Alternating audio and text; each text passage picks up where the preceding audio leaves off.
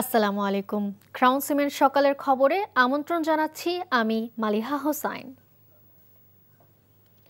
জুলাই আগস্টে সংঘটিত মানবতা বিরোধী অপরাধের মামলায় সাবেক প্রধানমন্ত্রী শেখ হাসিনা ও সাবেক স্বরাষ্ট্রমন্ত্রী আসাদুজ্জামান খান কামাল সহ ৩ জনের বিরুদ্ধে দৈনিক আমার দেশ পত্রিকার সম্পাদক মাহমুদুর রহমানের অবশিষ্ট সাক্ষ্য গ্রহণ হবে আজ। আন্তর্জাতিক অপরাধ ট্রাইব্যুনাল ১-এর চেয়ারম্যান বিচারপতি মোহাম্মদ গোলাম মর্তুজা মজুমদারের নেতৃত্বাধীন বিচারিক প্যানেলে এ সাক্ষ্য গ্রহণ হওয়ার কথা রয়েছে। এর আগে সোমবার বেলা ১১টা ২০ থেকে বিকেল পর্যন্ত সাক্ষ্য গ্রহণ চলবে। তবে শেষ না হওয়ায় অবশিষ্ট সাক্ষ্য ও জেরার জন্য আজকের দিন ধার্য করেন ট্রাইব্যুনাল।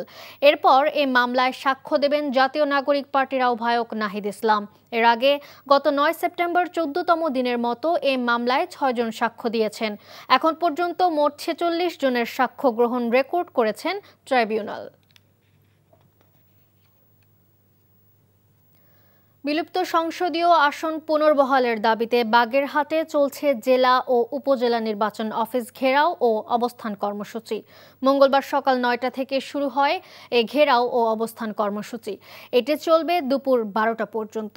কর্মসূচি সফল করতে ৯টার পর থেকেই জেলা ও উপজেলা নির্বাচন অফিসের সামনে অবস্থান নিতে থাকে সর্বদলীয় সম্মিলিত কমিটির নেতাকর্মীরা। বাগেরহাট জেলা বিএনপি সমন্বয়ক এম.এস. সালাম বলেন, পূর্ব ঘোষণা অনুযায়ী মঙ্গল ও বুধবার অর্ধবেলা হরতাল পালনের সিদ্ধান্ত থাকলেও মূলত হিন্দু সম্প্রদায়ের শারদীয় দুর্গোৎসবকে ঘিরে হরতাল প্রত্যাহার করে শুধু নির্বাচন অফিস ঘেরাও ও অবস্থান কর্মসূচি পালন করা হচ্ছে। তিনি বলেন, দাবি পূরণ না হওয়া পর্যন্ত বাগেরহাটবাসীর এই আন্দোলন চলমান থাকবে।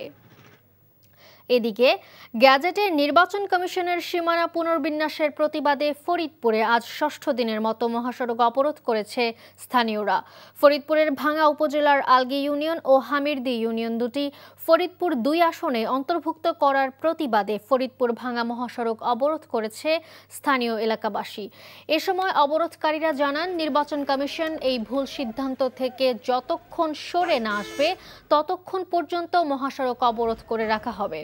তবে ঢাকা খুলনা মহাসড়ক ও ঢাকা বরিশাল মহাসড়ক এখনও স্বাভাবিক রয়েছে।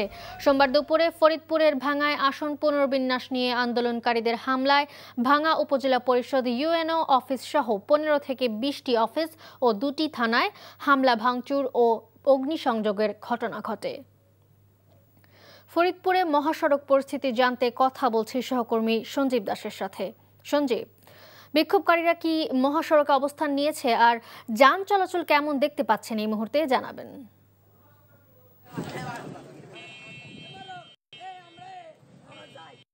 মালিহা, সকাল থেকেই ফরিদপুর যে ভাঙা মহাসড়ক, সেই মহাসড়কে কিন্তু অবরোধকারীরা অবস্থান নেয়। কিছুক্ষণ আগে তারা এই রাস্তাটি যেখানে অবরোধ করেছিল, আমি এখানে দাঁড়িয়ে আছি, সেখান থেকে তারা সরে গেছে। আর এখন ফরিদপুরের সাথে ঢাকার যোগাযোগ যে ব্যবস্থা মহাসড়কে, সেটা কিন্তু স্বাভাবিক হয়ে গেছে। এদিকে গত রাতে ঢাকার যিনি ডিআইজি রেজাউল করিম, তিনি বিভিন্ন অফিসগুলো এসে পরিদর্শন করেছেন। পরিদর্শন শেষে তিনি বলেছেন, ফ্যাসিবাদের দোসর এই কাণ্ড ঘটিয়েছে, তাদেরকে বলা হয়েছে আমাদের আইন শৃঙ্খলা বাহিনীকে যে তারা যেন সঠিক ব্যবস্থাটি গ্রহণ করবে। এবং একই সাথে ফরিদপুরের জেলা প্রশাসক কামরুল হাসান মোল্লা তিনিও জানিয়েছেন যে ফরিদপুরের এই ঘটনা নিয়ে ঢাকায় একটি রিটও হয়েছে এবং তিনিও এখান থেকে প্রতিবেদন পাঠিয়েছেন নির্বাচন কমিশন সচিবের কাছে। হয়তো খুব তাড়াতাড়ি একটি ভালো সংবাদ হবে, সেই পর্যন্ত ভাঙ্গাবাসীকে তারা ধৈর্য ধরতে বলেছেন। তো ফরিদপুরের মহাসড়ক যানজট, মহাসড়ক এবং ভাঙার যে শেষ মুহূর্তের যে অবস্থা, সেটি নিয়ে আমি জানাচ্ছিলাম সঞ্জীব দাস, ফরিদপুর থেকে। জি মালিহা, এই ছিল আমার কাছে সর্বশেষ। জানছিলাম ফরিদপুর ভাঙ্গা মহাসড়ক অবরোধ প্রসঙ্গে।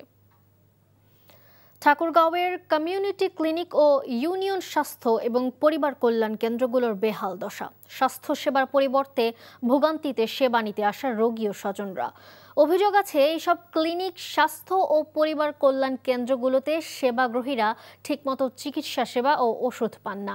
সঠিক সময়ে সেবা কেন্দ্রগুলো না খোলারও অভিযোগ রয়েছে। ঠাকুরগাঁও থেকে লুৎফুর রহমান মিঠুর রিপোর্ট।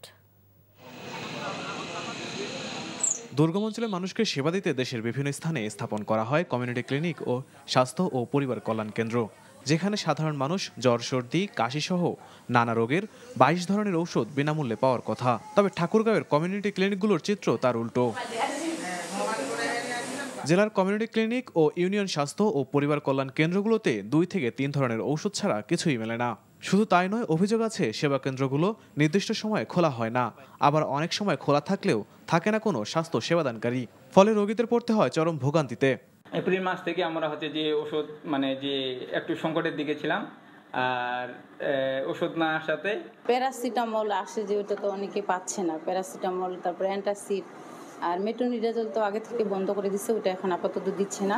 6 মাস ধরে আমরা ওষুধ কোনো পাচ্ছি না, তখন আমাদের প্রেসক্রিপশন করে দিল, তখন আমরা বাজার থেকে কিনে নিছি। খালি বলছে ওষুধ নাই, এইভাবে মানুষ আসে আর ঘুরে যায়, ওষুধ কোনো পাওয়া যায় না। কর্মরত লোক এখানে ঠিকমতো উপস্থিত থাকে না।